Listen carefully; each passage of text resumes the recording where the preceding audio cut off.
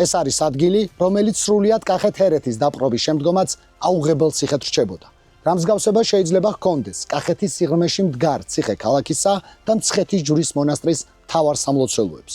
რა საიდუმლოებას ჰფენს ნათელს აქ ნაპოვნი მოჭიქული კერამიკის ფრაგმენტები და რა გახდა მიზეზი ციხე-ქალაქის დაცემისა.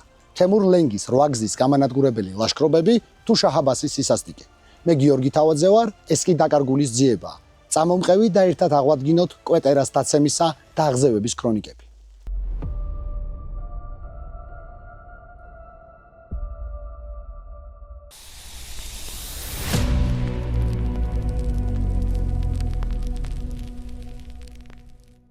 ესე იგი, დილისვრის ნახევარია, დაიწყო ჩვენი მოგზაურობა კვეტერას ციხე-ქალაქისკენ. მისკენ მივემართებით არა გომბორის უღელტეხილით, არამედ თიანეთის გზით. აი წინ ჩვენი მეგობარიც გამოჩნდა. ეხლა გავჩერდებით, შევხვდებით ერთმანეთს, დავილაპარაკებთ და გავაგრძელებთ გზას.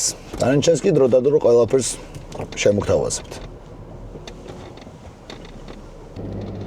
აბა გოგა ბატონო, მზად ხარ კვეტერას ციხე-ქალაქის მოსანახულებლად?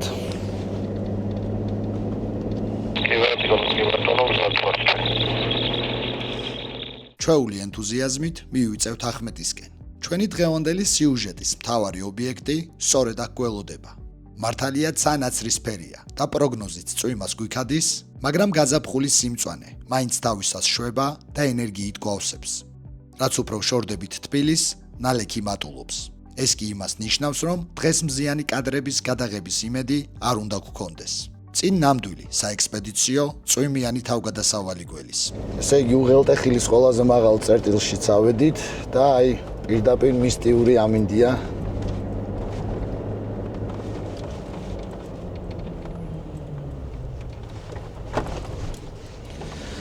მართალია დღეს ახლა მზიანი ამინდი არ არის და ნალექია წვიმს და ახმეტაში წვიმაა გამოცხადებული, მაგრამ ყველაფერს თავის მეორე დადებითი მხარე აქვს და აი დღევანდელი ამინდის დადებითი მხარე არის ზუსტად აი ეს ნისლი, რაც კიდევ უფრო მისტიურს ხდის ჩვენს მოგზაურობას და ნუ თავისებური ხიბლი და ელფერი აქვს. სულ რაღაც 4 კილომეტრამდე გადაგვრჩა კვეტერას ციხე-ქალაქამდე და აი ვნახოთ როგორი ამინდი დაგვხდება. ერთადერთი რაც არ გვინდა, არ უნდა იყოს წვიმა. ნუ მცირე დონით შეიძლება, მაგრამ ძლიერი წვიმა უკვე ხელს შეგვიშლის დრონის ფრენის ამბავში. ნახოთ, ნუ ადგილზე გამოჩნდება ყველაფერი. ცენტრალური მაგისტრალიდან ქვაფენილიან გზაზე გადავუხვიეთ, რომელიც პირდაპირ ციხე-ქალაქისკენ მიგვიწვება. აღსანიშნავია, რომ კვეტერამდე მისასვლელი გზა იმდენად მოწესრიგებულია, აქაურობის მონახულებას ნებისმიერი ტიპის ავტომობილით შეძლებთ. ქვაფენილი ზუსტად კომპლექსის კარიბჭესთან მთავრდება. ჩვენ სვლა გრუნტიან გზაზეც გავაგრძელეთ და კვეტერას ცენტრალურ ნაწილამდე მანქანებით მივედით. არა იმიტომ, რომ ფეხით სიარული გვეზარება, უბრალოდ კოკისპირული წვიმის გამო აპარატურას უფრთხილდებით, რომელსაც ისედაც არ ასწდება დასველება. წვიმისგან დამძიმებული ფოთლები გზაზე მწვანე ტალავერს კრავენ. სულ რამდენიმე ათეული მეტრი და კვეტერას გულში აღმოჩნდებით, რომელიც თეთრი ნისლით შემოსილი აჩრდილივით წამოიმართება ჩვენს წინაშე. ესე იგი მოვადექით კვეტერას ციხე-ქალაქსაც ჩვენი საექსპედიციო რანგლერებით. თქვენი ხილეთ სიუჟეტის დასაწყისში მცირე დოზით ის გზა რაც ჩვენ გამოვიარეთ, ეხლა კი დრო მოვიდა ძალიან საინტერესო მონაკვეთზე გადავიდეთ, რაც უკვე აკადემიური ნაწილია დღევანდელი სერიის და მოვისმინოთ ისტორია კვეტერას ციხე-ქალაქის შესახებ. წავედით.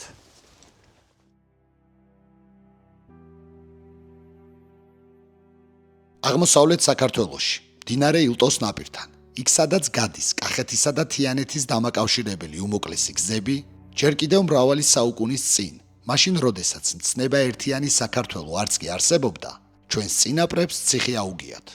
კვეტერი, კვეტარი და კვეტერა. ეს ის სახელებია, რითაც არათუ მხოლოდ საფორტიფიკაციო ნაგებობას მოიხსენიებდნენ, არამედ იმ ვრცელ ტერიტორიას, რომელიც გარკვეული პერიოდი საერისთავოსაც კი წარმოადგენდა.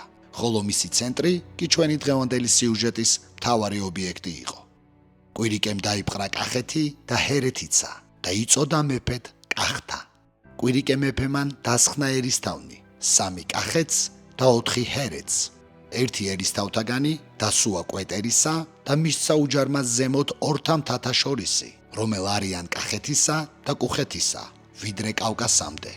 ასეთ რამეს გვიყვება საისტორიო სახის თხზულებათა კრებული ქართლის ცხოვრება. ეს ამბავი მე-11 საუკუნის პირველ ნახევარს განეკუთვნება, რა დროსაც კახეთ-ჰერეთი ჯერ კიდევ არ წარმოადგენდა ერთიანი ფეოდალური საქართველოს სამეფოს ნაწილს. მის სათავეში იდგა კვირიკე მესამე, რომელსაც სამფლობელო 7 საერისთავოდ ჰქონდა დაყოფილი. ერთ-ერთი ასეთი ოლქის ცენტრი კი კვეტერას ციხე იყო, სადაც მდებარეობდა რეზიდენცია იმ ერისთავისა, რომელიც განაგებდა საერისთავოს. ასევე უნდა ითქვას ისიც, რომ სანამ აქაურობა მნიშვნელოვან პოლიტიკურ ცენტრად იქცეოდა, ჩვენს წინაპრებს მაღალი მთის მოვაკებული წვერი ჯერ კიდევ რამოდენიმე საუკუნით ადრე აუთვისებიათ.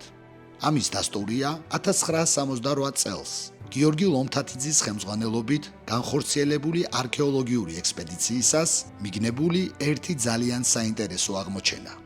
თქვენ ახლა კადრში ხედავთ კვეტერას ციხის ჩრდილო-აღმოსავლეთ ნაწილს, სადაც ერთ დროს იდგა დარბაზული სტილის ტაძარი. მას შემდეგ, რაც ციხის მშენებლობა დაწყებულა, სამლოცველოს ნაწილი მასიური კოშკის ტანში მოუქცევიათ, ხოლო დანარჩენი მთლიანად ქვადუღაბით დაუფარავთ. მისგან შემორჩენილი ფრაგმენტი, რომელიც როგორც უკვე გითხარით, კოშკის ნაგებობაშია მოყოლილი, მეცნიერებმა დაათარიღეს ადრინდელი შუა საუკუნეებით, რაც ნიშნავს, რომ მისი აგების თარიღი უნდა მერყეობდეს მე-5-მე-9 საუკუნეებს შორის. შესაბამისად, ამ ძეგლზე მომუშავე მეცნიერთა შორის მიღებულია მოსაზრება, რომ ჩვენს წინაპრებს აქ სამშენებლო პროცესები საშუალოდ მე-8 საუკუნეში დაუწყიათ. კახეთ-ჰერეთის მმართველები თავდაპირველად ქორეპისკოპოსებად იწოდებოდნენ, ხოლო შემდგომში მეფეებად რანთა და კახთა. ერთ-ერთი მათგანი, კვირიკე მესამე, რომელიც სიუჟეტის მიმდინარეობისას უკვე ვახსენეთ, შეიძლება ითქვას, რომ ძალიან დიდ რეფორმატორს წარმოადგენდა. სწორედ მისი წყალობით კახეთის სამთავრომ, როგორც დამოუკიდებელმა ერთეულმა, თავის არსებობის მანძილზე სიძლიერის მწვერვალს მიაღწია. კვირიკეს გარდაცვალების შემდგომ ძალაუფლება გადაიბარა მისმა შვილმა გაგიკმა. მე-11 საუკუნის 40-იანი წლებისათვის ერთიანი ფეოდალური საქართველოს რიგით მესამე მონარქმა ბაგრატ მეოთხემ კახეთ-ჰერეთზე გაილაშქრა და შეიძლება ითქვას, რომ მისი საკმაოდ დიდი ნაწილი დაიკავა კიდეც. მაგრამ საერისთავოს ცენტრი, ციხე-ქალაქი კვეტერა მისგან აუღებელი დარჩა. ეს ფაქტი პირდაპირ მეტყველებს იმაზე, რომ ილტოს ხეობაში მაღალ კონცხზე მდგომი სიმაგრე იმჟამინდელ საქართველოს აუღებელ საფორტიფიკაციო ნაგებობათა რიგში შედიოდა. ამ ამბებიდან დაახლოებით 700 წლის შემდგომ, როდესაც აქაურობა უწინდელ დიდებასთან ახლოსაც კი აღარ იყო, გეოგრაფი და ისტორიკოსი ვახუშტი ბატონიშვილი მასზე კვლავაც წერდა, როგორც ფრიად მაგარ და დიდშენ ციხეზე.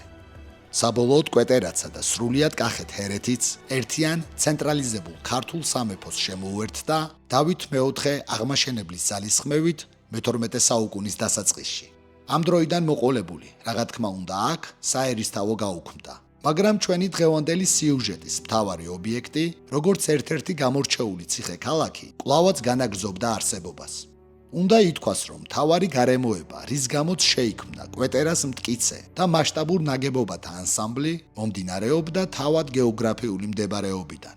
ილდაკნის ქედის განშტოებაზე მდგომი კვეტერა აკონტროლებდა როგორც ივრის ხეობის ზემო წელის მთიანეთს, ასევე ილტოს ხეობას და მის წინ გაშლილ ფართო ველს, სადაც ადრეული პერიოდიდან მოყოლებული გადიოდა არაერთი მნიშვნელოვანი გზა. სამწუხაროდ წყაროებმა არც იმ ფეოდალთა ვინაობა შემოგვინახა, რომელთაც საუკუნეთა განმავლობაში ჰქონდათ პატივი ყოფილიყვნენ კვეტერას ციხე-ქალაქის, ძლავრი გალავნის შიგნით არსებული სასახლის მკვიდრნი და წირვა ლოცვას დასწრებოდნენ შირიმის თლილი ქვით ნაგებ მე-10 საუკუნის ტაძარში. სანამ ციხე-ქალაქის თავს გარდახტენილ ამბებზე საუბარს განვაგრძობდეთ, თქვენს ყურადღებას გუმბათოვანი ტაძრისკენ მივაპყრობ. როგორც ვიცით, ის მე-10 საუკუნის პირველი ნახევრისთვის აუგიათ. ტეტრაკონქი, ასე ეწოდება არქიტექტურაში ხუროთმოძღვრების იმ სტილს, რომლითაც სამლოცველოა აგებული. თუ მას კარგად დავაკვირდებით, აუცილებლად მივხვდებით, რომ ცხეთის ჯვრის მონასტრის მთავარი სამლოცველოს იდენტურია. შეიძლება ესეც ითქვას, რომ ის მის გარკვეულ ვარიაციასაც კი წარმოადგენს. როგორც უკვე გითხარით, მას შემდეგ, რაც დავით მეოთხე აღმაშენებელმა კახეთ-ჰერეთი შემოუერთა ერთიან ფეოდალურ საქართველოს და მის ტიტულატურას დაემატა მეფე რანთა და კახთა, ამ დროიდან მოყოლებული მე-13 საუკუნის ბოლომდე კვეტერას ციხე-ქალაქი უწინდელი დიდებულებით აგრძელებდა არსებობას. ფართოდ გავრცელებული მოსაზრებაა, რომ აქაურობის დამცრობის ეპოქა მას შემდეგ დადგა, რაც ქვეყანაში მეფე თამარის ასულის რუსუდანის მმართველობისას, კერძოდ კი 1253 წლიდან ჩვენს ქვეყანაში დაიწყო მონღოლთა ბატონობა. მიუხედავად მათი მძიმე უღელისა, რამაც საქართველოში მრავალი ადგილის არათუ დამცრობა, არამედ სრულიად გაუკაცრიელება გამოიწვია, კვეტერას შემთხვევაში ეს არ უნდა მომხდარიყო. ამის დასტურად გამოდგება ისევ ჩემს მიერ სიუჟეტის განმავლობაში უკვე ხსენებული 1968 წლის ექსპედიცია და მის დროს გაკეთებული აღმოჩენები. უფრო დეტალურად რომ აგიხსნათ, საქმე შემდგომშია. არქეოლოგიური სამუშაოების შედეგად ციხე-ქალაქის ტერიტორიაზე მიკვლეულ იქნა მოჭიქული კერამიკის ჭურჭლის არაერთი ფრაგმენტი, რომლებიც არა იმპორტირებულს, ესე იგი სხვა ქვეყნებიდან შემოტანილს, არამედ თავად კვეტერაში დამზადებულს წარმოადგენდნენ. როდესაც ექსპედიციის წევრებმა ნაპოვნი ჭურჭელი დაახარისხეს, აღმოჩნდა, რომ მათ შორის ყველაზე გვიანდელი მე-11 საუკუნით, ხოლო ყველაზე ადრეული მე-14 საუკუნით თარიღდებოდა. და რაც მთავარია, მოპოვებულ ეგზემპლართა რაოდენობიდან გამომდინარე, მკვლევარებმა დაასკვნეს, რომ მოჭიქული კერამიკის წარმოების კუთხით წყვეტას ადგილი არ ჰქონია. ესე იგი, ზემოთ ჩამოთვლილი ფაქტებიდან და გარემოებებიდან გამომდინარე, შეგვიძლია ვთქვათ, რომ მონღოლთა ბატონობისას საქართველოში კვეტერა, როგორც ციხე-ქალაქი, აქტიურად აგრძელებდა ცხოვრებას. თუმცა შესაძლოა უწინდელთან შედარებით იმ მასშტაბისა და მნიშვნელობის ადგილი აღარ ყოფილიყო. ახლა ლოგიკური იქნება, თუ დავსვამთ კითხვას, მაშინ რა გახდა კვეტერას დაცემის მიზეზი? ამაზე პასუხი მარტივია. რა თქმა უნდა ისევ და ისევ ლაშქრობები. იყო ერთი ასეთი პიროვნება, ტამერლანი. იგი გახლდათ გათურქებული მონღოლური ტომის ბელადის თარაღაის შვილი.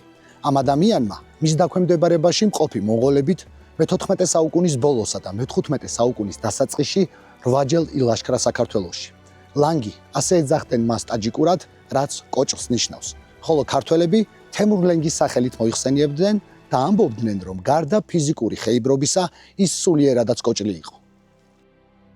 ჩამოვლეს კახეთი და დაწვეს. ჩავლო ჰერ კახნი, მოაოხრნა იგინიცა, ყოვლითა შენებულებითა. ასე საუბრობენ წერილობითი წყაროები თემურის კახეთში ლაშქრობაზე. აქ მოპოვებული არქეოლოგიური მასალები კი საისტორიო წყაროებთან შესაბამისობაში მოდის, რაც ნიშნავს იმას, რომ კვეტერას ციხე-ქალაქის ტერიტორიაზე მოპოვებული არტეფაქტებიდან საგრძნობლად მწირია ისეთთა რიცხვი, რომლებიც მე-15 საუკუნით თარიღდება. ამ პერიოდიდან შეიძლება ითქვას, რომ აქ ცხოვრება ჩამკვდარია.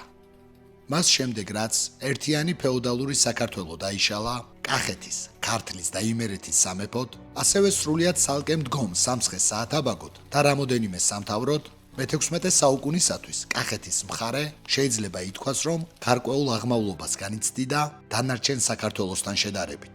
აქ ეკონომიკური კუთხითაც და მშვიდობის თვალსაზრისითაც ბევრად უკეთესი ვითარებას უფევდა. და ამ დროს კვეტერა კიდევ ერთხელ იწყებს აღორძინებას, მაგრამ ეს პროცესი ამჯერად ხანმოკლე აღმოჩნდება. რამე თუ მე-17 საუკუნის დასაწყისისათვის აქაურობას ახალი სისხლის მსმელი ქართველთ მოძულე შაჰ-აბასი გამოუჩნდა. მან თავისი ყიზილბაშებით სხვა არაერთ კახეთის გამორჩეულ ციხე-ქალაქთან მსგავსად სავალალო მდგომარეობაში ჩააგდო კვეტერაც. ამის შემდეგ ჩვენი დღევანდელი სიუჟეტის მთავარი ობიექტი აღარასდროს გამოცოცხლებულა. ამას მოწმობს შაჰ-აბასის ლაშქრობიდან საუკუნე ნახევრის შემდგომ, კერძოდ კი 1775 წელს შედგენილი სიგელ გუჯარა, სადაც კვეტერა მოხსენიებულია როგორც ამ მხარის ერთ-ერთი ფეოდალის ჩოლოყაშვილის კუთვნილებად. იგი თავადის საკუთრებაში იყო აღრიცხული არა როგორც დასახლებული პუნქტი, არამედ ცარიელი ადგილი, რომელიც წარჩინებულის კუთვნილ მამულს წარმოადგენდა. ასე დასრულდა კვეტერას, როგორც მძლავრი ციხე-ქალაქის მრავალსაუკუნოვანი ისტორია. აყვავებიდან გაპარტახებამდე და მოუკიდებელი საერისთავოდან ჩოლოყაშვილების მამულად ქცეულ ცარიელ ადგილამდე. თუმცა ეს ნანგრევები სინამდვილეში ცარიელი სულაც არ არის. ისინი სავსეა ჩვენი წინაპრების სულითა და იმ უდრეკი ნებით, რომლითაც ამ კედლებს აგებდნენ. დღეს კვეტერა კვლავაც ამაყად გადახურებს კახეთის ველებს და შეგახსენებს, რომ ისტორია სწორედ აქ იწერებოდა. დამთავრდა დღევანდელი სერიაც, რაც ნიშნავს იმას, რომ მოვიდა დამშვიდობების დრო. დიდი მადლობა ისევ და ისევ ჩემს მეგობრებს, რომელთა გვერდში დგომითაც შევძელი გადამეღო კიდევ ერთი ისტორიული ძეგლი. ერთადერთი გული, რაზეც გვწყდება, არის ის, რომ ამინდიდან გამომდინარე ჩვენს გემოზე ვერ ვაფრინეთ დრონი და შესაბამისად დრონის კადრები არც თუ ისე ბევრი იქნება, მაგრამ ნუ რას ვიზავთ, ეს არის რაც არის. ერთადერთი თხოვნა, რაც მაქვს, არის ის, რომ თუ მოგწონთ ისტორიული სახის სერიები, რომელსაც მე ყოველ შაბათს 21 საათზე გთავაზობთ, აუცილებლად გამოიწერეთ არხი და მოიწონეთ ვიდეო. თქვენი მხარდაჭერა ჩემთვის არის ძალიან დიდი სტიმული, რაც შეიძლება მეტი ისტორიული ძეგლი გავაცოცხლო. დროებით.